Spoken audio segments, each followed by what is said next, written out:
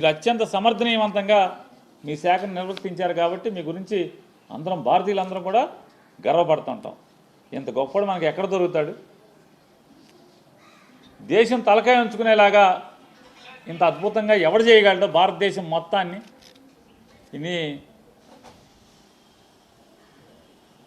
150 కోట్ల మంది జనాన్ని ప్రపంచం ముందు తలకాయ ఉంచుకునేటువంటి అద్భుతమైనటువంటి విషయాన్ని ఎవడి వల్ల సాధించేది, ఎవడి వల్ల అవుద్దని చెప్పనేది అందరం కూడా గుర్తుంచుకుంటాం. ఇవాళ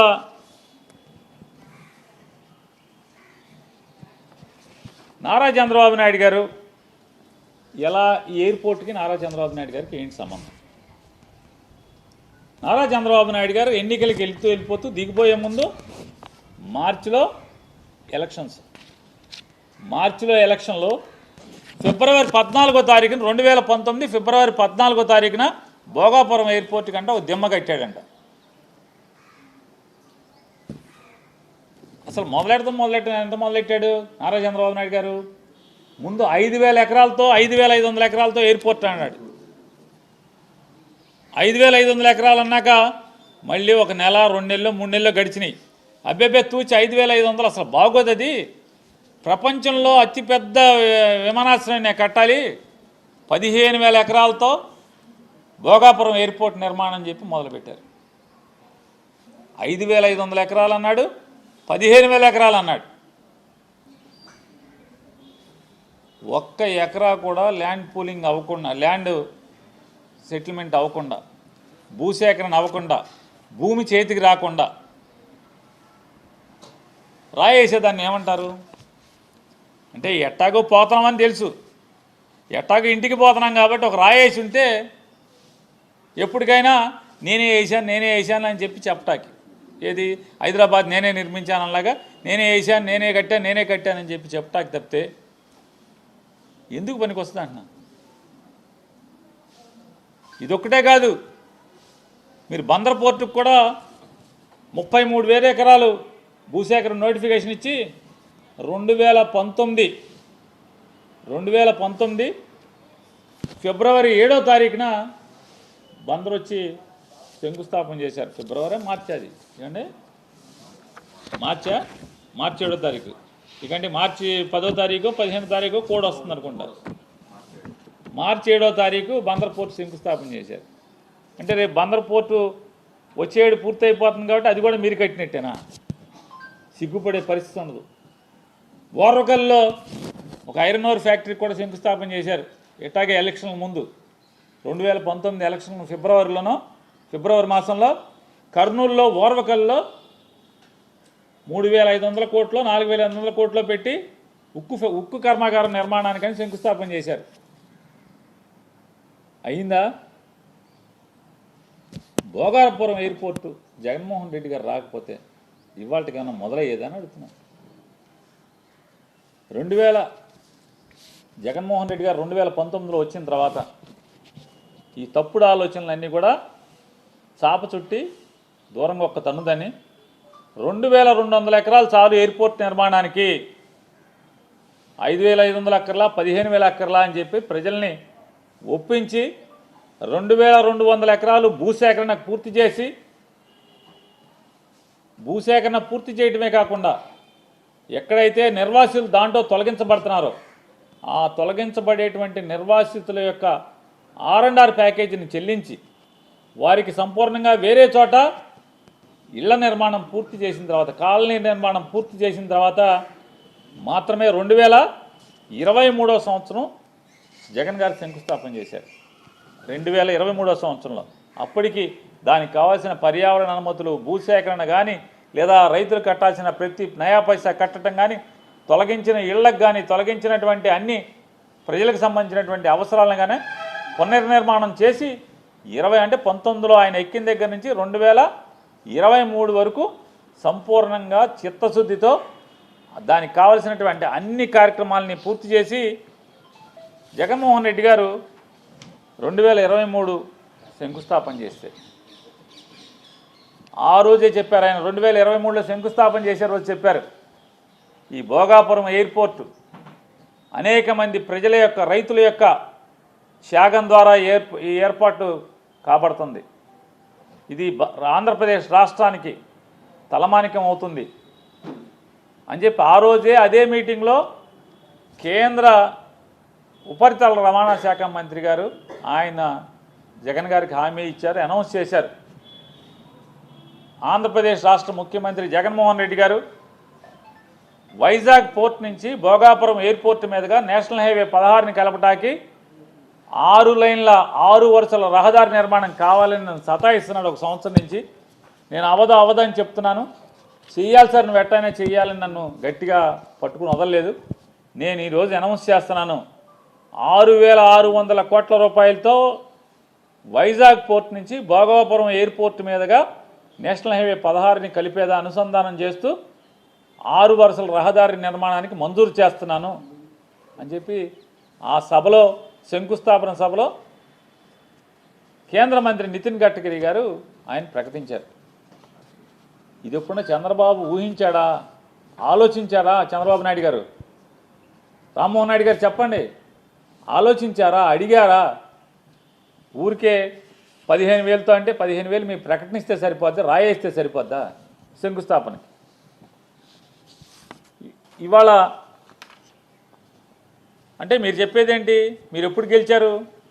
2024 జూలైలో ప్రమాణ స్వీకారం చేశారు. జూన్ ఆఖరిలోనే ప్రమాణ స్వీకారం చేసినట్టున్నారు. అంటే 2024 జూన్ ఆఖరి అయిపోతే అంటే అది ఒక 6 మాసాలు, ఇది ఒక 12 మాసాలు. అంటే 18 నెలల్లో మీరు భూసేకరణ చేసేసి ఎయిర్పోర్ట్ కట్టేసేసి మొత్తం పూర్తి చేసేసారా? R&R ప్యాకేజీ నిర్మాణం చేసి 18 మాసాల్లో.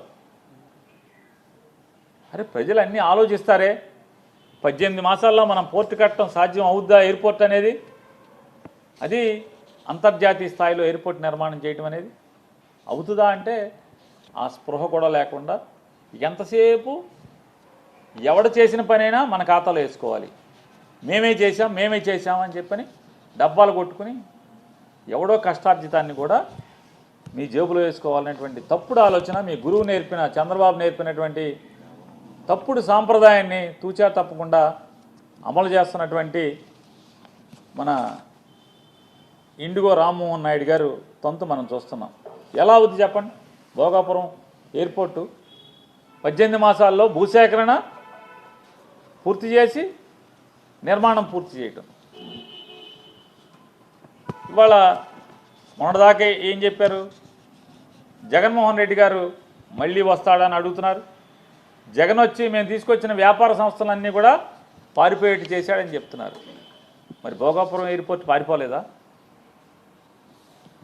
భోగాపురం ఎయిర్పోర్ట్ కట్టేవాళ్ళు పారిపోలేదా అని అడుగుతున్నాను.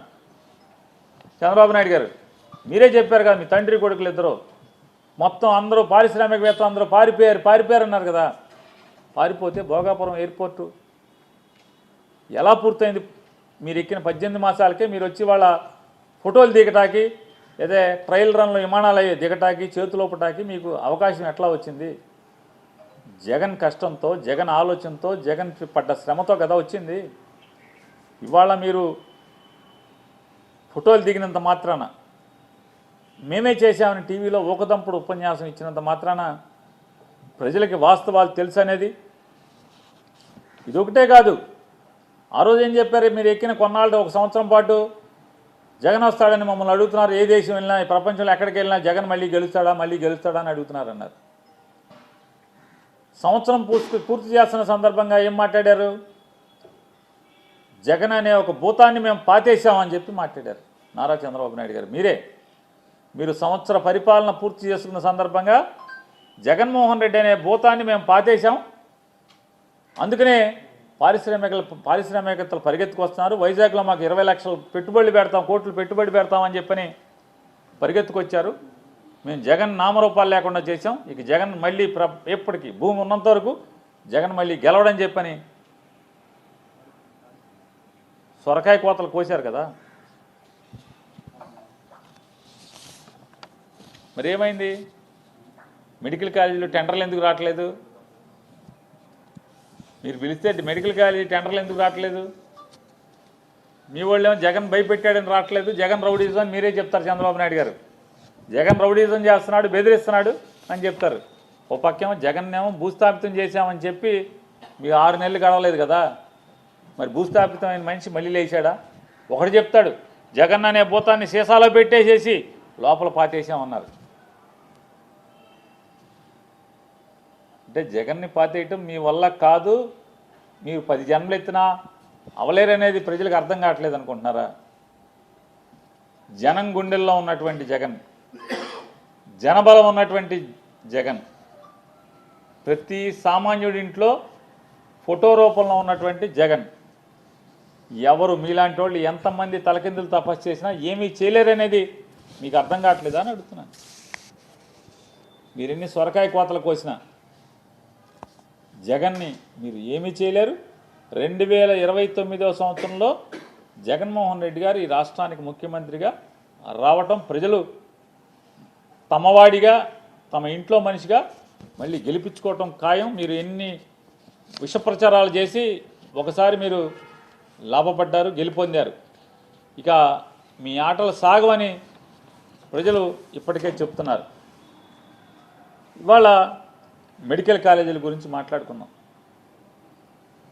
ఆంధ్రప్రదేశ్ రాష్ట్రంలో ఎన్నికల ముందు వీళ్ళు ఏం చెప్పారు? తండ్రి కొడుకులు ఇద్దరు, నారా చంద్రబాబు నాయుడు గారు, లోకేష్ నాయుడు గారు, నాకు రోగం వస్తే పరిగెత్తు నిమ్స్కి వెళ్ళేవాడిని, నిమ్స్ హాస్పిటల్కి వెళ్ళి చూపించుకునేవాడిని అని చెప్పాడు ఆయన. వైద్యం అనేది ప్రభుత్వ ఆసుపత్రుల్లో ఉచితంగా ఉంటేనే అద్భుతమైంది. మేము రాగానే గవర్నమెంట్ హాస్పిటల్ అన్నీ కూడా అద్భుతంగా చేస్తాం. జగన్మోహన్ రెడ్డి గారు ఏదో కొన్ని సీట్లు 30 సీట్లు 40 సీట్లు 12 లక్షలకు కొంత 20 లక్షలకు కొంత కొన్ని సీట్లు పెట్టాడు. కాలేజీలు నడవాలని చెప్పని, కాలేజీలు ఎవరి దగ్గర చేయి చాపకుండా, ఎవరి మీద ఆధారపడకుండా, కాలేజీ కుంటుపడకుండా మెడికల్ కాలేజీ నడవాలని చెప్పని, అసలు అది కూడా లేకుండా మొత్తం 150 సీట్లు మేము ఉచితంగా 15,000 రూపాయల ఫీజుకి మేము చేసేస్తాం, జీవో ఇస్తామని చెప్పిన వీళ్ళు ఇవాళ 10 మెడికల్ కాలేజీలని, అంటే 17 మెడికల్ కాలేజీలు మొత్తం ముందు 10 అమ్మటం, తర్వాత మరొక 7 అమ్మటకానికి పెట్టినటువంటి పరిస్థితులు చూస్తే, ముందేం చెప్పారు? ఓ అద్భుతం ఇచ్చేస్తున్నాం మేము, అద్భుతమైన ఇది అది అన్నారు. ముందు హాస్పిటల్ ఊసేత్తల, హాస్పిటల్ కూడా ఇస్తున్నామని చెప్పారు. ముందు 33 అన్నారు, ఇప్పుడు 66 అంటున్నారు. కానీ ప్రైవేట్లోనే అద్భుతంగా ఉంటుంది వైద్యం అని చెప్తున్నారు. గవర్నమెంట్లో వైద్యం బాగోదు అంటున్నారు. గవర్నమెంట్లో వైద్యం బాగోనప్పుడు మీరెందుకు ముఖ్యమంత్రిగా అని అడుగుతున్నాను. మీరెందుకు ముఖ్యమంత్రిగా ఉండాలి అని చెప్తున్నాను.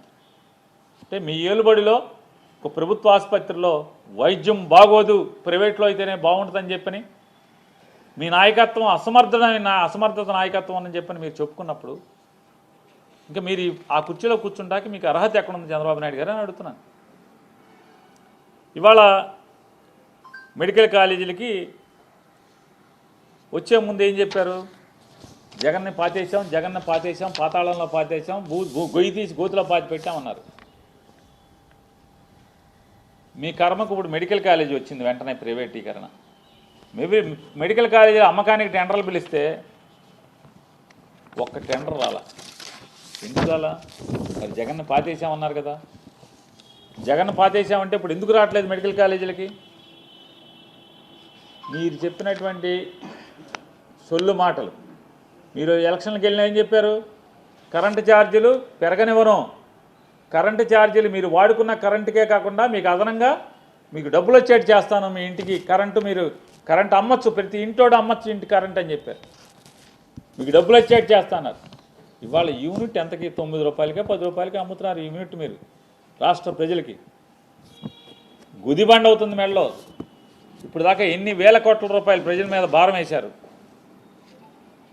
అలాగే మీటర్లు బద్దలు కొట్టమన్నారు మీ అబ్బాయి. మీరు అయ్యే మీటర్లు మీరు ఇవాళ జనాలకి బిగిస్తున్నారు, కరెంటు మీటర్లని. ఏమన్నారు మరి? ఆ రోజు ఏమన్నారు, ఇవాళ ఏమన్నారు? ఓట్లు ఎంచుకునేప్పుడు ఏమన్నారు? పవన్ కళ్యాణ్ గారు మీరు ముగ్గురు కలిసి వాలంటీర్లకి 10,000 రూపాయలు ఇస్తాం మమ్మల్ని నమ్మండి అన్నారు. ఆ వాలంటీర్లే లేకుండా పోయారు ఇవాళ. అంటే మీ మాటలు, మీ వాగ్దానాలు ఎంత అరచేతిలో వైకుంఠంలాగా ఉంటాయో.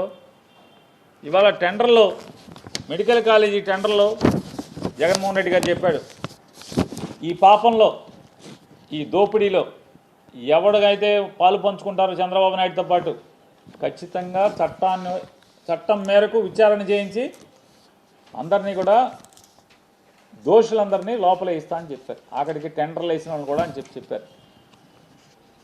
ఒక్కరు టెండర్లు వేయలేదు.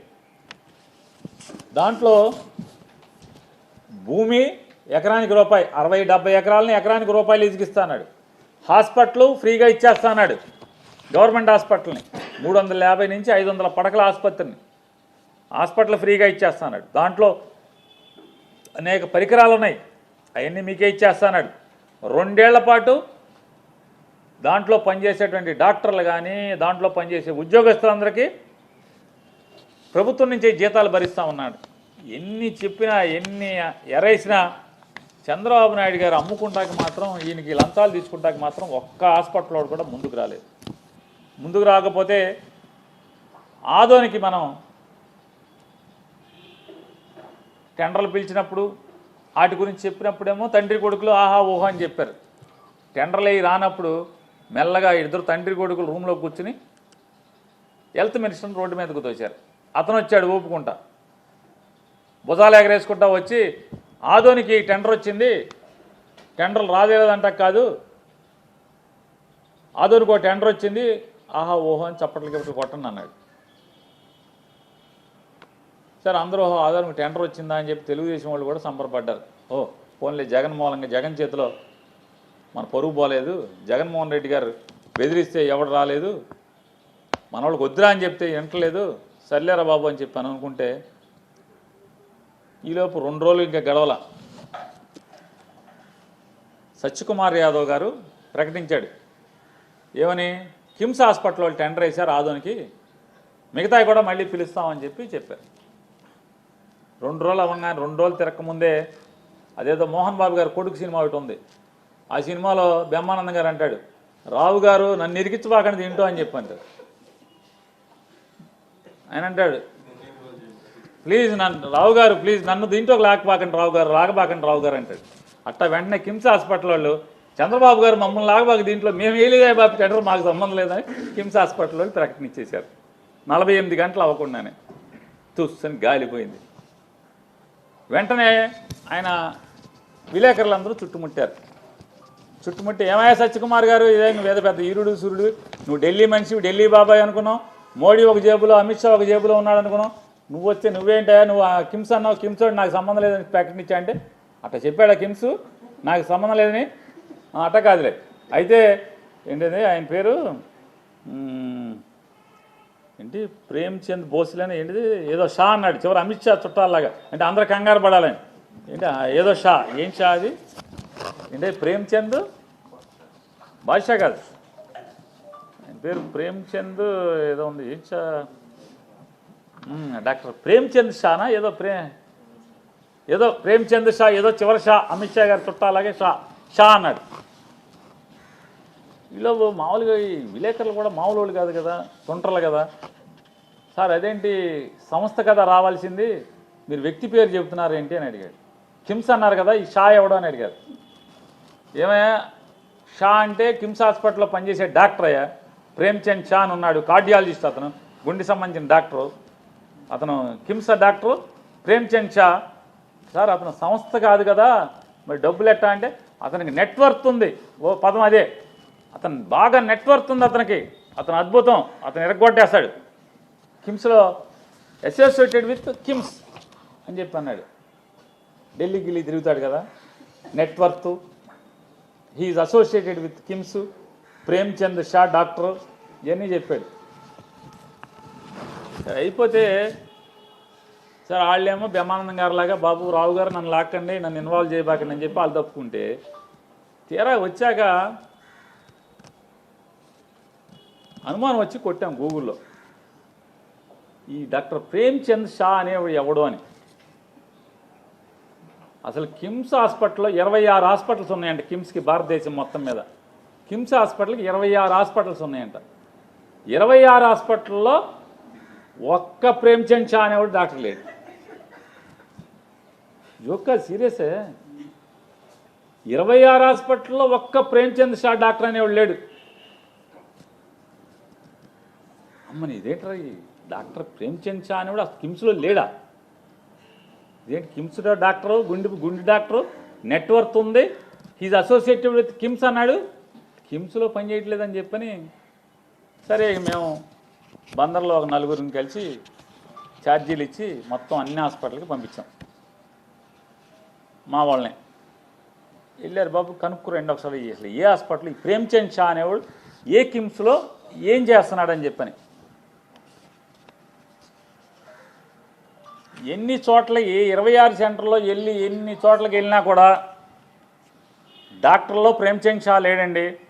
గుండె డాక్టర్ అసలే లేడు, అసలు డాక్టర్ లేడు, మత్తు డాక్టర్ కూడా లేడు, రక్త పరీక్షలు చేసే డాక్టర్ కూడా ప్రేమ్చంద్ షా అనేవాడు లేడు. ఏమండి పోనీ మీ గుమ్మస్తాలు ఎవరన్నా ఉన్నారండి? అసలు గుమ్మస్తా అనేవాడు ఎవడు ప్రేమ్చంద్ షా లేడు. ఏమండి పోనీ కాంపౌండర్ ఎవడన్నా ఉన్నాడండి? మేల్ నర్సులు ఎవడన్నా ఉన్నాడండి? అసలు మేల్ నర్సు కాదు, అసలు ఎవడు లేడయ్యా. ఎవడన్నా ఇంకెవడన్నా ఉన్నాడండి అంటే పోనీ ఏమన్నా అటెండర్లు కానీ, అటెండర్లో కూడా ఎవడో లేడయ్యా. పోనీ ఏమన్నా టాయిలెట్లకు అడిగేవాడు ఎవడన్నా అంటే ఎవడో ఒకడు ఉన్నాడండి ప్రేమ్చంద్ అని. షా లేదు అతనికి చివర అన్నారు.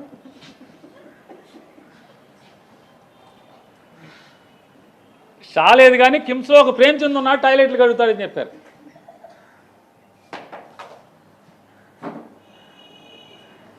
మొన్న కేసీఆర్ అంటేనేమో ఆంధ్రజ్యోతి రాధాకృష్ణ గారు పిసుకున్నాడు.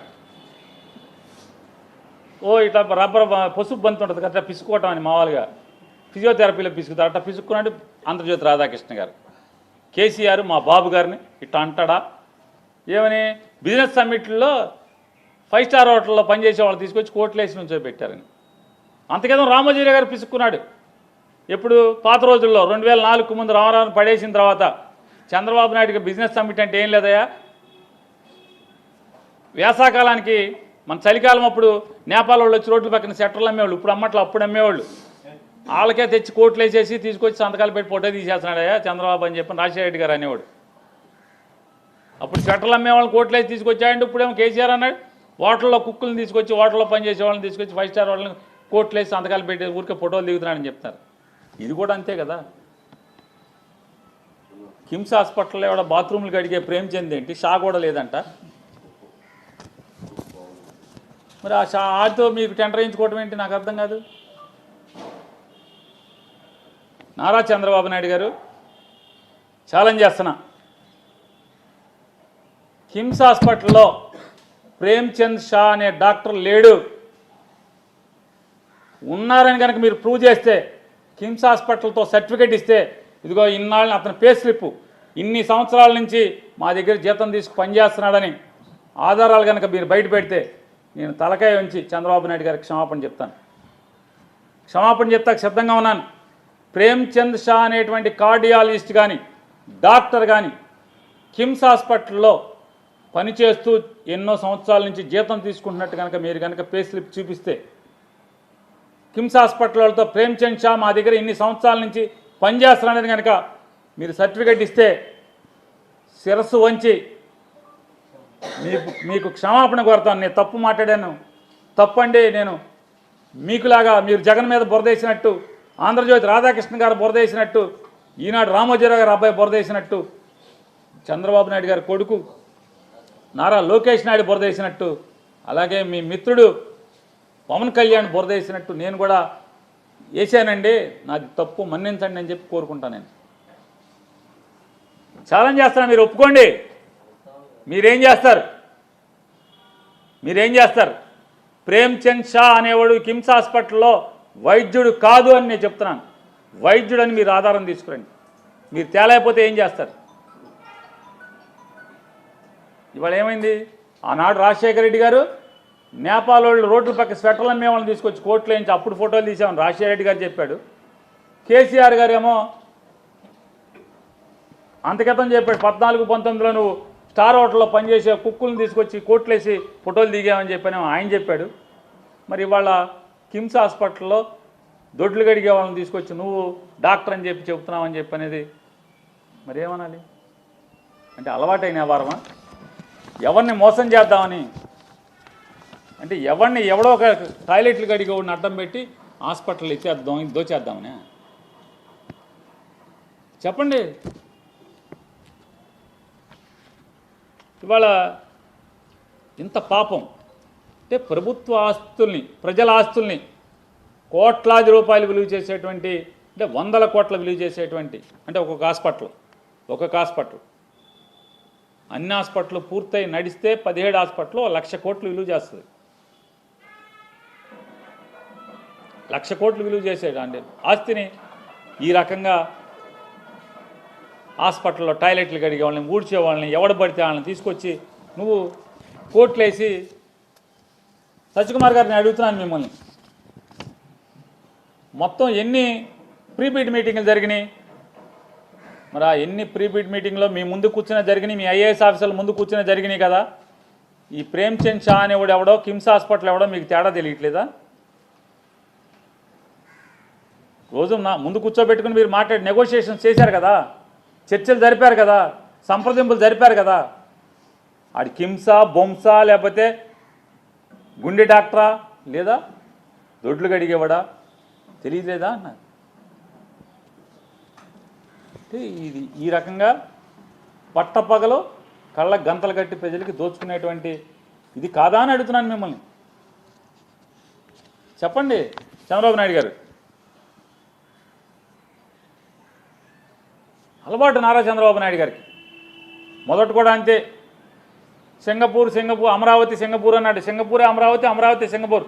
మీరు కళ్ళకు గంతలు కట్టి సింగపూర్ నుంచి ఏమన్నా తీసుకొచ్చి అమరావతిలో వదిలేస్తే ఇదేంటి నన్ను ఏ బజార్లో వదిలేరు, సింగపూర్లో ఇది ఏ బజార్ కొత్తగా ఉందని అంటారు సింగపూర్ వాళ్ళు అన్నాడు.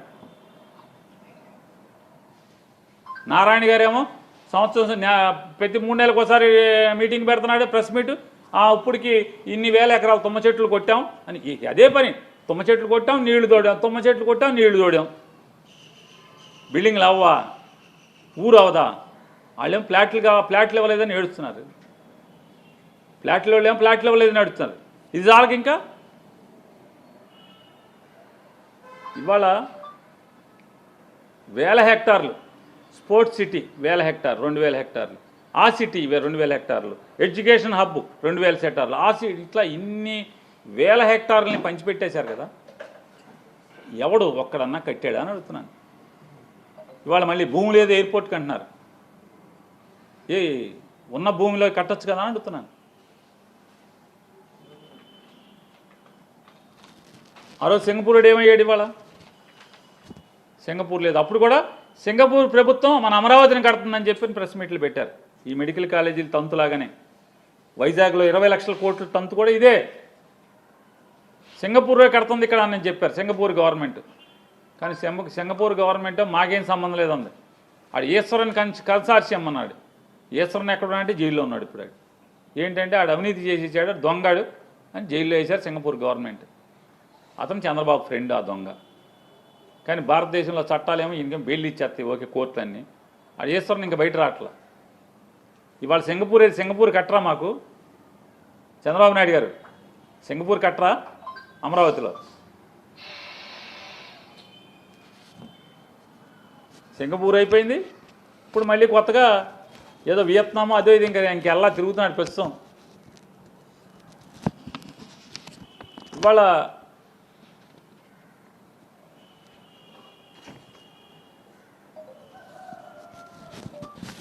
ఇవాళ ఈ మెడికల్ కాలేజీ తంతు ఈ రకంగా ఉంటే చూసాం కదా ఎంత దోపిడి. అంటే పట్టపగలు ప్రజలకి కళ్ళ గంతలు కట్టి నిర్భీతిగా, నిర్భయంగా గుండెలు తీసిన దొంగలాగా వీళ్ళు దోచుకునేటువంటి కార్యక్రమం మనం చూస్తున్నాం. ఇది ఇట్లా ఉంటే ప్రభుత్వ ఉద్యోగులకి 1వ తారీఖు జీతం అన్నారు, ఊరిచ్చారు. సిపిఎస్ అన్నారు, తెల్లారేపటికి చేస్తామన్నారు. పిఆర్సీ అన్నారు, ఏరియర్స్ అన్నీ ఎప్పుడుదప్పుడు ఇచ్చేస్తామన్నారు. డిఏలు ఇచ్చేస్తామన్నారు. అసలు తెల్లారంగానే ఇవాళ డిఏ అయిందా, మళ్ళీ మర్రా డిఏ, మళ్ళీ ఇంకో రోజు డిఏ. ఎన్ని డిఏలు పెండింగ్ ఉన్నాయి? పిఆర్సీ ఏరు, ఐఆర్ ఎవరో ఏమీ ఇవ్వకపోగా ఆ మాస్టర్లు గారు ఉన్నారు, పండితులందరూ, టీచర్లు, జగన్మోహన్ రెడ్డి అండి మా మీద కక్ష కట్టండి, ప్రవీణ్ ప్రకాష్ని అండి మా మీదకి వదిలేశాడండి ప్రవీణ్ ప్రకాష్ని అని ఎక్కడక్కడ. అంటావా సీఎం అంటావా సీఎం అన్నారు. ప్రవీణ్ ప్రకాష్ అన్నారు, ఇన్ని మాటలు మాట్లాడారు. ఇవాళ ఉన్నటువంటి రాజుగారు మీరే చెప్పండి, మీ మనసుతో టీచర్లు అందరూ టీచర్లని అడుగుతున్నా, ఎన్ని వేల మంది ప్రవీణ్ ప్రకాష్లు అయితే ఈ రాజుగారు అవుతాడు? మీరు చెప్పండి. చంద్రబాబు నాయుడు గారు మరి మీ మీద ముసలి కన్నీరు కార్చాడు కదా, కపట ప్రేమ చూపించాడు కదా, జగన్మోహన్ రెడ్డి గారి మీద విషపు మాటలు మీ మెదడులో ఎక్కించాడు కదా ఉద్యోగ సంఘాలకి, టీచర్లకి. ఇవాళ మరి రాజుగారిని మీ మీదకు వదిలేసింది ఎవరు? టీచర్లను అడుగుతున్నాను నేను. ఈ రాజుగారిని వదిలేసింది మీ మీదకు వదిలేసింది ఎవరు? మళ్ళీ ఇవాళ గోరు చుట్టు మీద రోకటి పోట్లాగా ఇన్ సర్వీస్ టెట్ అంటున్నారు. ఇన్ సర్వీస్ టెట్ అంట. మీ విద్యాశాఖ మంత్రి గారు చాలా కబుర్లు చెప్పాడు. ఇవాళ కనీసం టీచర్ల సంఘాలకి చర్చించడానికి కనీసం అపాయింట్మెంట్ ఇస్తున్నాడా అని అడుగుతున్నాను. ఆ ప్రభుత్వంలో పలానాడు మాట్లాడుతున్నాడా మీరు దేవడుతున్నా అంటున్నా.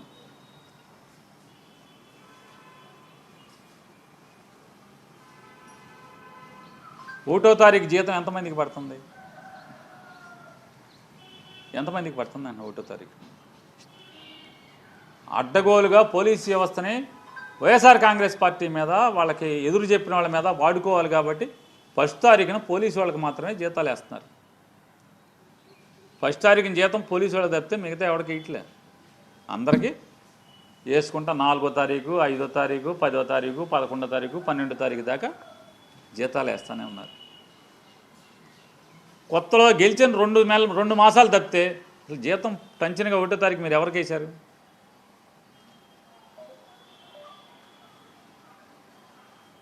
ఎంత భారతదేశ చరిత్రలోనే ఎక్కడా మనకు చూడం. పోలీసు వాళ్ళకి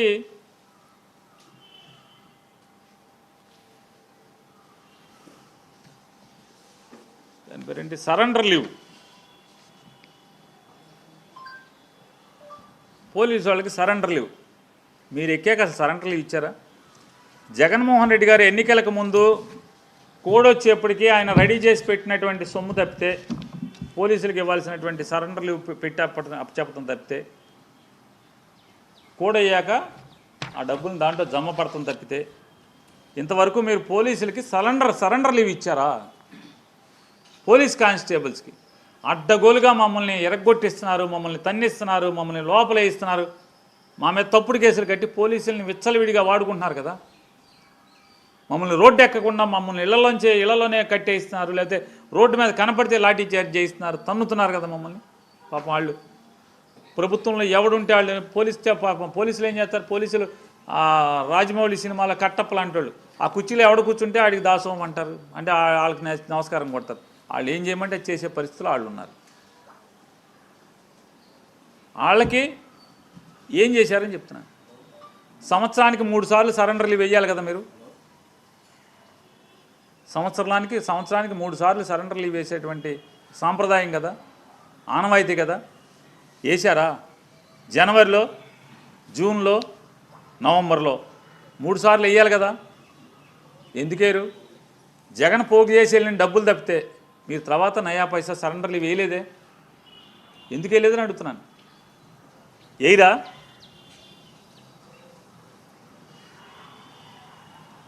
అదొకటే కాకుండా ఇంకో దుర్మార్గం ఏంటంటే, ఏంటది,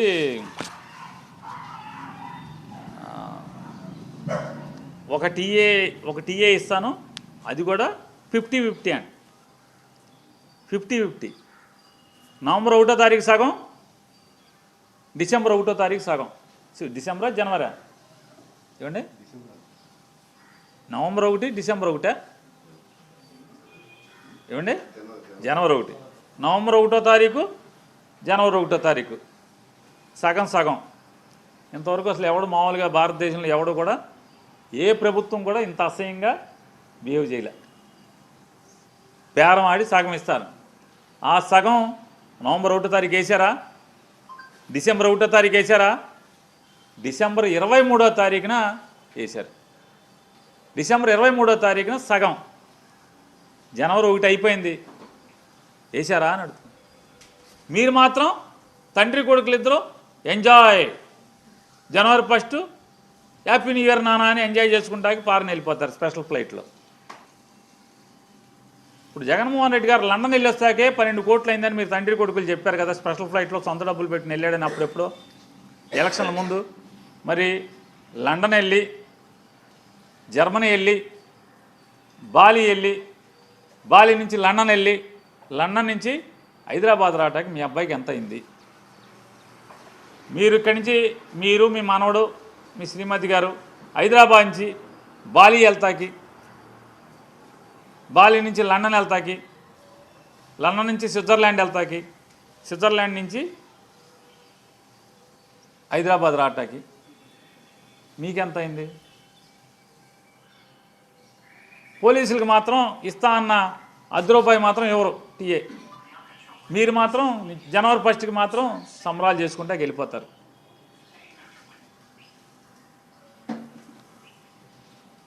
ఇది పద్ధతా అని అడుగుతున్నాను. చెప్పండి సార్, పద్ధతా ఇది? టీఏ ఇవ్వాలి కదా, 6 టీఏలు ఇవ్వాలి, సంవత్సరానికి 3 టీఏలు చొప్పున, 2 ఏళ్ళు 2 ఆరులు 2 3 6, 6లో అర కూడా ఇవ్వలేదు, పావు ఇచ్చారు. ఇవ్వరాయిక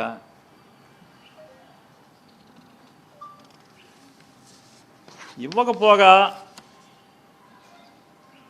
అంటే 3 సరెండర్లు ఇవ్వు సంవత్సరానికి, అది ఇవ్వు, టీఏలు ఇవ్వు.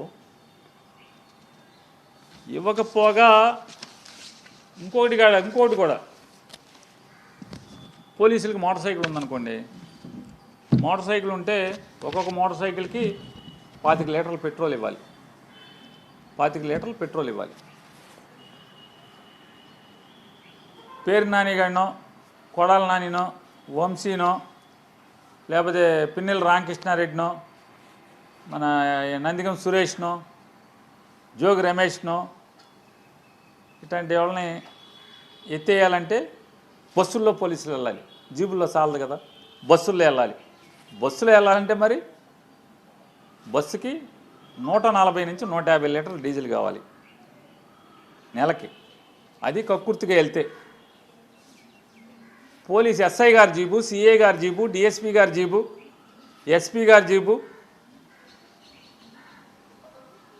డిఐజీ గారికి ముందు ఒకటి వెనక ఒకటి, డీజీపీ గారికి ముందు 2 వెనక 2,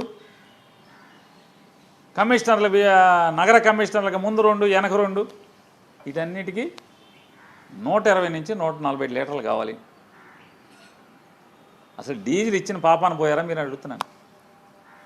రాష్ట్ర వ్యాప్తంగా ఉన్నటువంటి పోలీస్ కానిస్టేబుల్ తిరిగేటువంటి మోటార్ సైకిల్కి నెలకి 25 లీటర్ల డీజిల్ డబ్బులు ఇవ్వాలి మీరు.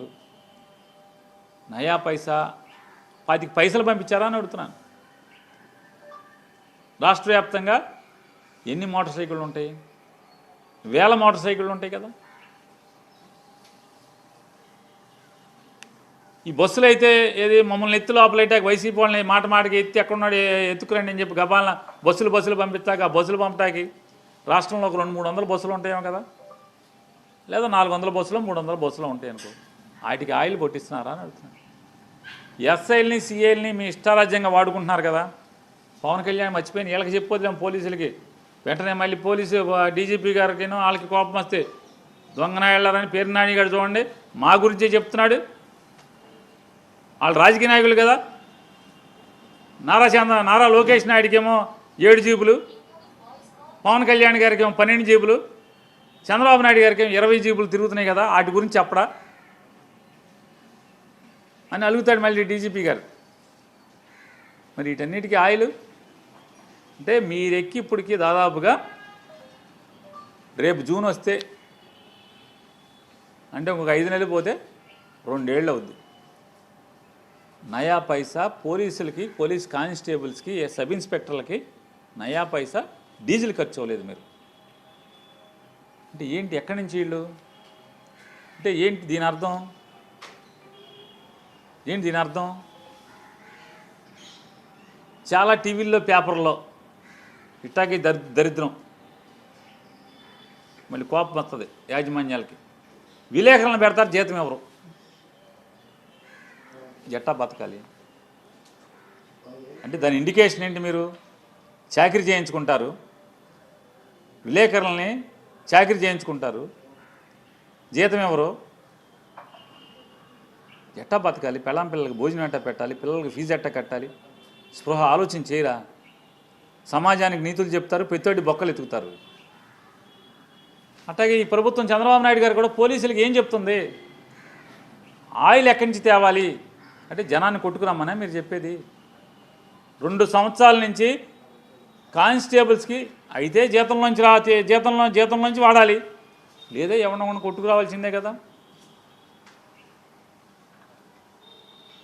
అంటే ఏం చెప్తున్నావు నువ్వు ఈ సమాజానికి? అందుకే పోలీస్ వ్యవస్థ దిగజారిపోతుంది. కేంద్ర ప్రభుత్వం చెప్తుంది ఆంధ్రప్రదేశ్ రాష్ట్రంలో పోలీసు వ్యవస్థ కునారిల్లిపోతుంది, గతం ఎంతో మేలు, గతం ఎంతో ఘనం, ఇప్పుడు మొత్తం దాన్ని పాతాళానికి తొక్కేస్తున్నారు వీళ్ళిద్దరు తండ్రి కొడుకులు అని చెప్పని కేంద్ర ప్రభుత్వం చెప్తుంది. ఇంతవరకు వేరే రాష్ట్రంలో ఎక్కడో బీహార్లో ఉత్తరప్రదేశ్లోనో ఎక్కడో పోలీసులు తిరుగుబాటు వచ్చింది తప్పితే ఇంతవరకు పోలీసులు ఎక్కడా కూడా ఎన్ని బాధలన్నా పడతారు, ఎన్ని కష్టాలన్నా పెడతారు, జీతం ఇచ్చినా ఇవ్వకపోయినా పనిచేస్తారు తప్పితే ఇంతవరకు తిరుగుబాటు రాలా. రాబోయే రోజుల్లో నారా చంద్రబాబు నాయుడు గారు మీరు ఇట్లాగే పోలీస్ కానిస్టేబుల్స్ని ఎస్ఐల్ని ఏడిపిస్తూ ఉండండి, డీజిల్కి కూడా డబ్బులు ఇవ్వబాకండి. ఏదో రోజు సహాయ నిరాకరణ మీ మీద తిరుగుబాటు రాకపోతే మాత్రం ఈ ప్రభుత్వం మీద పోలీసులందరూ కలిసి తిరగబడపోతే అప్పుడు అడగండి మీరు. హోంగార్డులు నిజంగా వాళ్ళకి పెన్షన్ ఉండదు, ఏముండదు కదా. హోంగార్డులకి ఏం చెప్పారు మీరు? అరిచేతిలో వైకుంఠం చేయించారు హోంగార్డులకి. మిమ్మల్ని కానిస్టేబుల్ చేసేస్తాం. జగన్మోహన్ రెడ్డి మిమ్మల్ని అట్టాగా ఉంచాడు, ఊరికే జీతమే పెంచాడు మీకు. జగన్మోహన్ రెడ్డి కేవలం జీతం పెంచాడు, మేము నిన్ను కానిస్టేబుల్ చేసేస్తామన్నారు. కానిస్టేబుల్ సంగతి దేవుడు ఎరుగు. జగన్ పెంచిన జీతం మీద ₹1 అయినా పెంచారా మీరు అని అడుగుతున్నాను. అడ్డగోలుగా వాడుకోవడం తప్పితే హోంగార్డులని ఒక నయా పైసా జీతం పెంచారా? వాళ్ళకి సౌకర్యాలైనా పెంచారా? ప్రభుత్వ పథకాలు ఏమైనా వచ్చేట్టు ఏమన్నా మీరు పథకాలు ఇచ్చేది కూడా లేదు కదా. ఫీజు రీంబర్స్మెంట్ లేదు, పోనీ పిల్లల చదువుల కంటే ఏమి ఇచ్చారు హోంగార్డులుగా అని అడుగుతున్నాను. ఇక్కడ చేపించి ఇక్కడ దాకా తీసుకెళ్లారు తప్పితే మీరు హోంగార్డులని చేపించి ఇక్కడ దాకా తీసుకెళ్లారు. ఇంకంతకుమించి మీరు చేసింది ఏంటి హోంగార్డులకి? ఎన్ని వేల మంది హోంగార్డులు ఉన్నారు? చేయరా హోంగార్డులకి? ఏమి చేస్తామని చెప్పారుగా, మిమ్మల్ని అందరినీ కానిస్టేబుల్ చేస్తామని చెప్పారుగా, చేయరా? నారా చంద్రబాబు నాయుడు గారి చరిత్రలో ఏది చూసినా అసత్యాలు, మాయమాటలు, మోసాలు, బురిడీలు, ఏ మార్చటాలు, ఎవడో చేసిన పని తన ఖాతాలు వేసుకోవటం, ఏదో అన్న సామెతగా గాలికి పోయే పేలాల పని కృష్ణార్పణం అన్నట్టుగా ఎయిర్పోర్ట్ అయిపోయేప్పటికి ఉన్నాగా వచ్చి నుంచుని ఫోటో దిగి నేనే కట్టాను. రేపు బందర్ పోర్ట్ కూడా అంతే, వచ్చేడు అయిపోతుంది కదా వచ్చి నేనే కట్టాను.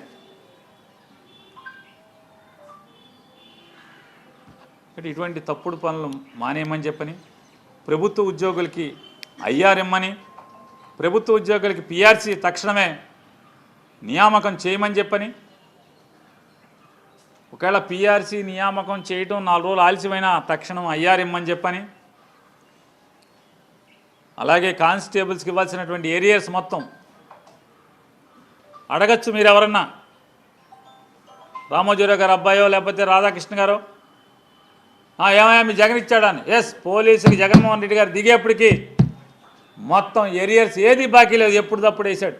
డీజిల్ ప్రతిదీ పంపించాడు, ప్రతి నయా పైసా డీజిల్ పంపించాడు. 11 ఉద్యోగస్తులకు 11 డిఏలు వేశాడు.